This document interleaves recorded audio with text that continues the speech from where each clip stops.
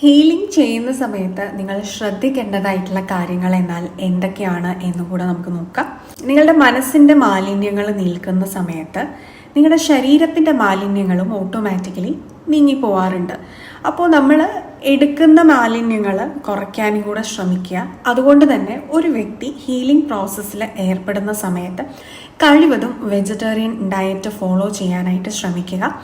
രണ്ടാമത്, നിങ്ങളുടെ ഹീലിംഗ് പ്രോസസ്സിൽ ഏതൊരു വ്യക്തിയാണോ നിങ്ങൾ കൺസൾട്ട് ചെയ്തിരിക്കുന്നത് ആ വ്യക്തിയുമായിട്ട് നല്ല ഒരു ബന്ധം സ്ഥാപിക്കാനായിട്ട് ശ്രമിക്കുക. അവരിൽ ട്രസ്റ്റ് അർപ്പിക്കുക, വിശ്വാസം അർപ്പിക്കുക.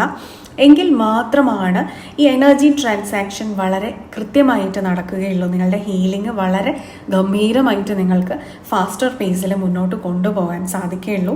അതുപോലെ കൺസിസ്റ്റൻസി വളരെ പ്രധാനമാണ്. നിങ്ങളുടെ ഹീലിംഗ് പ്രോസസ്സുകൾ നിങ്ങൾ ചെയ്യുന്ന സമയത്ത് കൺസിസ്റ്റൻ്റ് ആയിട്ട് അത് തുടർന്നു കൊണ്ടുപോകാനും നിങ്ങൾ ശ്രദ്ധിക്കേണ്ടത് ആവശ്യമാണ്.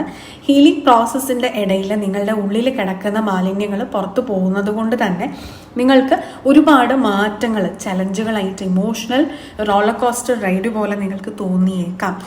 ഈ ഒരു മാറ്റത്തിനെ നിങ്ങളുടെ ഹീലിംഗ് പ്രോസസ്സിൻ്റെ ഒരു സ്റ്റേജായി മാത്രം മനസ്സിലാക്കിക്കൊണ്ട് അതിനെ മറികടക്കാനുള്ള മാർഗങ്ങൾ നിങ്ങൾ കൺസൾട്ട് ചെയ്യുന്നത് ആരാണോ അവരുടെ അടുത്ത് നിന്ന് കൃത്യമായിട്ട് ചോദിച്ച് മനസ്സിലാക്കേണ്ടതും അത്യാവശ്യമാണ്.